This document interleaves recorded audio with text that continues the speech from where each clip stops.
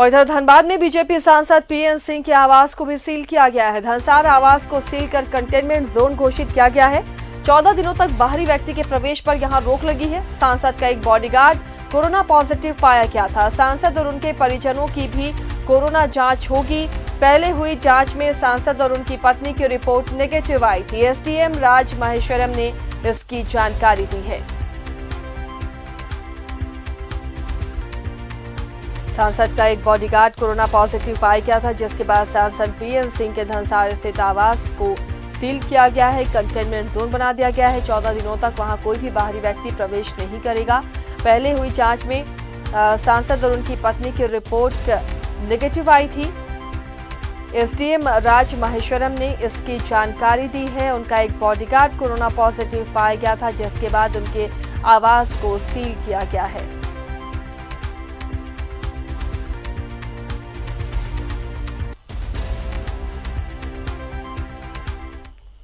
धनबाद से सहयोगी अभिषेक जुड़े हुए हैं अपडेट के साथ। अभिषेक, सांसद के आवास को सील किया गया है। 14 दिनों तक बाहरी किसी भी व्यक्ति के प्रवेश पर रोक। एक बॉडीगार्ड कोरोना पॉजिटिव पाया गया था। फिलहाल और क्या जानकारी है? घर के बाकी सदस्यों का भी टेस्ट कराया गया?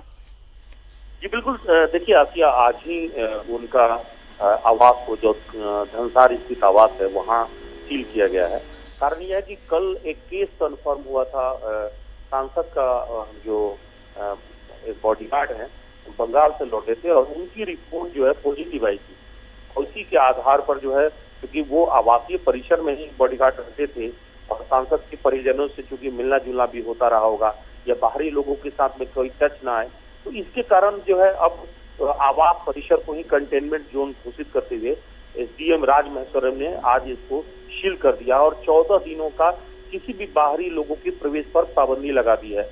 यानी अब सांसद पीएन सिंह और उनके परिजन भी जो है वो एक तरह से क्वारंटाइन पर रहेंगे और 14 दिनों तक बाहरी किसी भी व्यक्ति से मुलाकात नहीं करेंगे या पार्टी स्तर पर किसी भी नेता या कार्यकर्ता से उनकी मुलाकात नहीं हो सकेगी। हालांकि वो फोन पे बात कर सकते हैं, वीडियो कॉलिंग के जरिए या किसी भी तरह के आदान प्रदान वो कर सकते हैं, चर्चा कर सकते हैं। एक बड़ी दिक्कत ये हुई है कि करीब 5 दिन पहले ही सांसद पीएन सिंह और उनकी पत्नी दोनों ने अपने कोविड जांच कराई थी, तो उसमें वो दोनों निगेटिव पाए थे।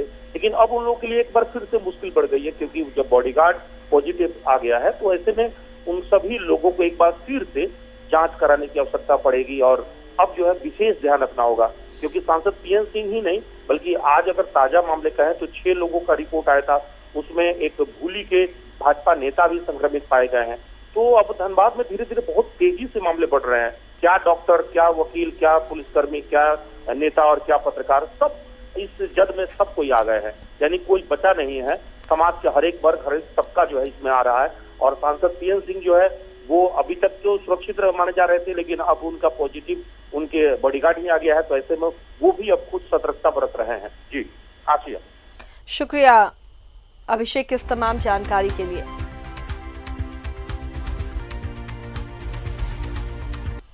तो धनबाद में भी धनसार स्थित सांसद के आवास को सील किया गया है। कंटेनमेंट जोन बनाया गया है। 14 दिनों तक बाहरी व्यक्ति के प्रवेश पर रोक लगी है। हालांकि ये एक अच्छी खबर है कि सांसद और उनकी पत्नी कोरोना नेगेटिव पाए गए हैं, लेकिन सांसद के एक बॉडीगार्ड सोमवार को ही पॉजिटिव पाया गया था, जिसके बाद एहतियातन उनके आवास को सील किया गया है। इधर झारखंड में लगातार कोरोना विस्फोट हो रहा है। आंकड़े बढ़ते जा रहे हैं। मृतकों की संख्या में भी लगातार इजाफा हो रहा है। आज अब तक 4 लोगों की मौत हो गई है, जिसके साथ ही राज्य में कोरोना पॉजिटिव मृतकों की संख्या 37 हो गई है। लगातार बढ़ते आंकड़े के बारे में अपडेट दे रहे हैं हमारे सहयोगी सत्यव्रत जुड़े हुए हैं। सीधे रुख करते हैं सत्यव्रत का।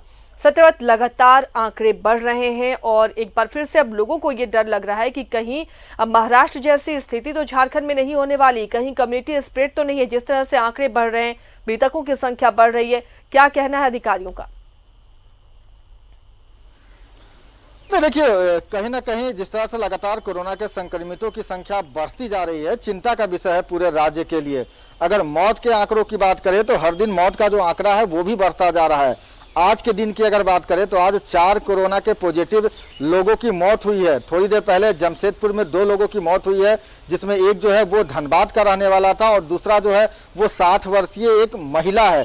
वहीं रिम्स की अगर बात करें तो रिम्स में भी कल देर रात जो है वो 2 कोरोना के पॉजिटिवों की मौत हुई है, जिसमें एक रांची का ही रहने वाला है और दूसरा जो है वो गुमला का रहने वाला है। तो जिस तरह से लगातार संक्रमण का खतरा बढ़ता जा रहा है, जो संक्रमित लोग हैं, पुराने बीमारी से जो ग्रसित लोग हैं, उनकी मौत का आंकड़ा लगातार बढ़ता जा रहा है, तो कहीं ना कहीं चिंता का विषय है। और वैसे में लगातार चाहे वो सरकार के लोग हों, जिला प्रशासन के लोग हों या फिर चिकित्सक हों, लगातार लोगों को सतर्क कर रहे हैं ताकि समय रहते लोग अभी भी संभल जाए। नहीं तो आसिया, जिस तरह से संक्रमितों की संख्या बढ़ती जा रही है, सही कहा आपने कि वो समय दूर नहीं होगा कि महाराष्ट्र और मुंबई की तरह जो यहाँ पे आंकड़े हैं वो शायद चौंका देने वाले हो जाएंगे। और वैसे में जरूरत है कि जो लोग हैं वो भारत सरकार के द्वारा बताए गए सभी दिशा निर्देशों का पालन करें ताकि समय रहते इस महामारी को रोका जा सके।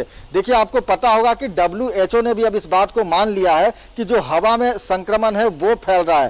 पहले जो संक्रमण था वो ड्रॉपलेट्स के माध्यम से, यानी जब कोई व्यक्ति किसी दूसरे व्यक्ति से बात करता था, छींकता था, खांसता था, तो उसके मुंह से जो है वो ड्रॉपलेट जो है वो कुछ समय हवा में रहने के बाद वो जमीन पर गिरता था और ग्राउंड लेवल से जो यह महामारी है, जो यह संक्रमण है, वो लोगों में फैल रहा था। लेकिन अब चूंकि 39 जो देश हैं उसके करीब 200 से ज्यादा वैज्ञानिकों ने खुला पत्र लिखा, WHO को कहा कि जो संक्रमण है वो हवा में फैल रहा है। और WHO भी मान रही है कि करीब 30 मीटर तक जो संक्रमण है वो हवा में तैरता है और वैसे में जो भी लोग उसके संपर्क में आते हैं वो संक्रमित हो सकते हैं। तो जरूरी है कि मास्क का इस्तेमाल लोग जरूर करें, अनावश्यक रूप से अपने घरों से बाहर नहीं निकले, भीड़ भाड़ वाले इलाकों में नहीं जाएं, सोशल डिस्टेंसिंग का पालन करें ताकि इस बीमारी को समय रहते रोका जाए। क्योंकि जिस तरह से लगातार हर दिन संख्या बढ़ती जा रही है, कहीं ना कहीं जो अब सामूहिक संक्रमण का जो मामला है वो सामने आ गया है। आज की अगर बात करें तो आज रांची के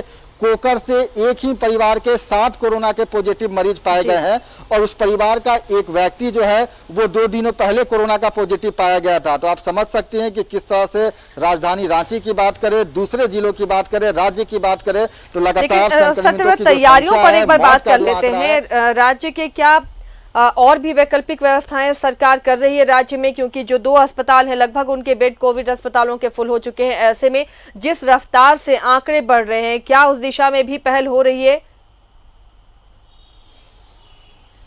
देखिए, लगातार चाहे वो स्वास्थ्य विभाग के लोग हों या फिर जिला प्रशासन के लोग हों, लगातार जो नए नियम हैं वो लागू कर रहे हैं। क्योंकि आपको पता है कि रिम्स के कोविड वार्ड की जो क्षमता है वो अब पूरी तरह से फुल होती नजर आ रही है। CCL गांधीनगर कोविड वार्ड की जो क्षमता है वो कहीं ना कहीं फुल हो गई है। और वैसे में जिला स्वास्थ्य विभाग ने यह निर्णय लिया है कि जो डोरंडा स्थित रेसलदार बाबा का मजार है वहां पर एक उप स्वास्थ्य केंद्र है जिसे कोविड वार्ड के रूप में विकसित कर दिया गया है और आज से ही वहां पर कोरोना के पॉजिटिव मरीजों को भर्ती किया जा रहा है।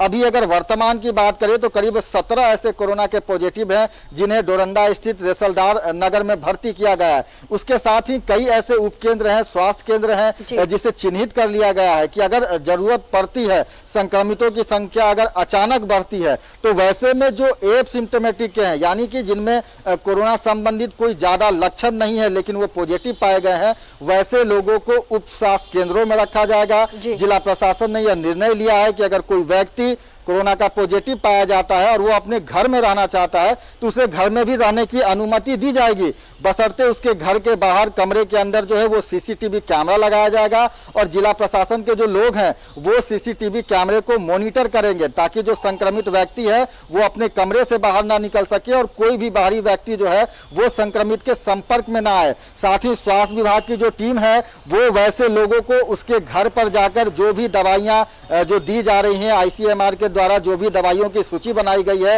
वो दवाइयां दी जाएंगी। और अगर किसी तरह की अचानक कोई गंभीर स्थिति होती है कोरोना के पॉजिटिव वैसे व्यक्ति की जो अपने घर में आइसोलेट हैं, तो उन्हें तुरंत से तुरंत कैसे नजदीकी कोविड अस्पताल में ले जाया जाए। तो फिलहाल सभी तरह की तैयारियां जो है वो लगातार जिला प्रशासन कर रहा है, स्वास्थ्य विभाग कर रहा है, पूरी तरह से मुस्तैद दिख रहा है। लेकिन जरूरत है, इस वक्त बेहद जरूरत है सत्यव्रत ऐसी तैयारियों की ताकि निपटा जा सके जब मौके पर ऐसी समस्याएं खड़ी हो हो और जिस रफ्तार से बढ़ रहा है, लगता है आने वाले दिनों में इसकी नौबत आ सकती है। लोग चेत नहीं रहे हैं, अभी भी लापरवाही बरत रहे हैं। बहुत बहुत शुक्रिया सत्यव्रत इस तमाम जानकारी के लिए।